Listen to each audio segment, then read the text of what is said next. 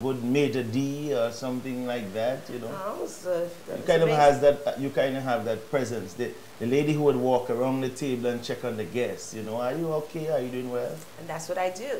Yes. Because at Jaspel, the supper club next door to 1061 Atlantic Avenue, Right. I am considered the manager there. Okay. I sort of, make sure that everything is in place and everyone is in place, and should there be a need for something, Right. they call on Dianne. No, do they call it? Do they call it?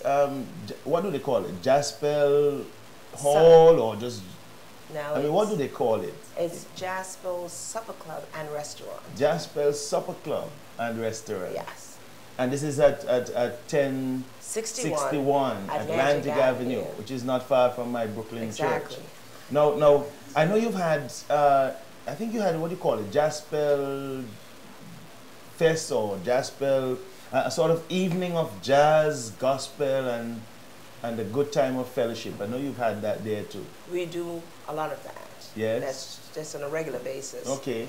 We call it... I haven't been to one of them yet. The last time I planned that I was going to be there, something came up and I just couldn't make it. Well, you have an opportunity to be a part of my breaking edge for the young people. Okay. I am putting out a talent show, Talent Galore. Right. It's called the Queen's Pick. And why?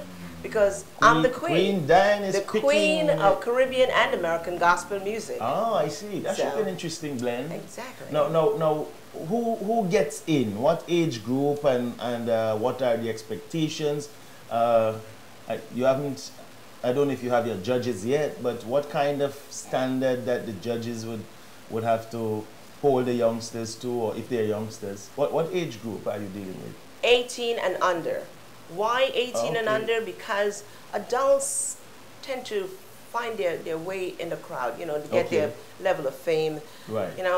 You have a show, you put it on a concert, you can call out of 25 of those performers out there that, everyone knows about. But we have youngsters right in our midst who no one knows about, who, sometimes before they get to that place where people know who they are, they've been exploited. Right, and that's what I'm trying to number one, eliminate, and number two, I want them to get get a feel of church beyond the beyond service. the four walls. Yes.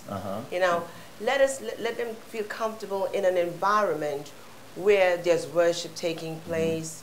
So you're gonna have prizes and awards, and it's a competition, is it? Or it's not just presenting talent. No. As if it's a concert. No. It's a competition. It's a competition. Okay. The winner wears the crown. Okay. Nice.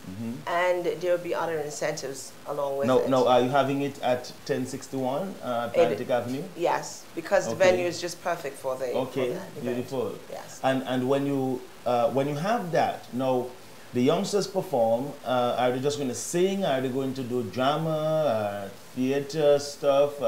Is it a blend of talent? Or? Exactly. Yes, it is. Like yes, it is. Because like I want them to show who they are. I see. It's not restricted for singers or dancers or whatever your gifts are. This is what I want you to do. Show who you are.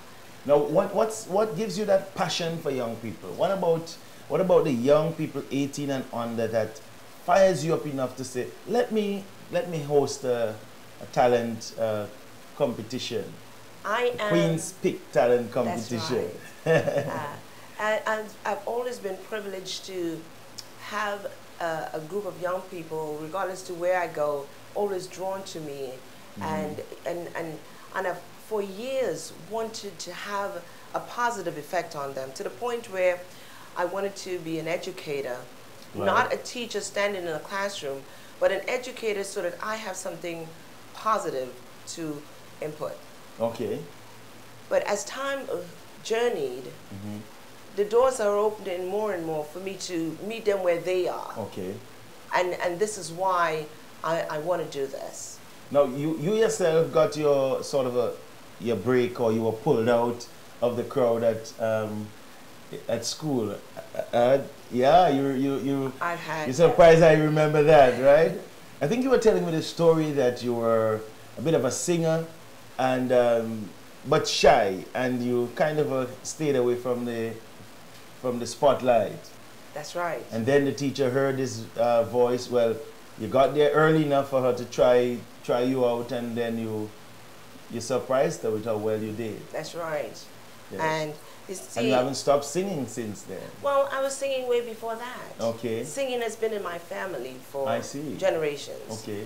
You know, I have a Spanish background, and I have family who have Spanish albums. Oh, you know, really? Parang Okay. is something that's a part of my yes, family. yes, you know, yes. my grandfather, my Tell grand the folks uncle. what is parang, because a lot of people, they don't know, even a lot of Caribbean people who are non-Trinidadians do not know what parang is.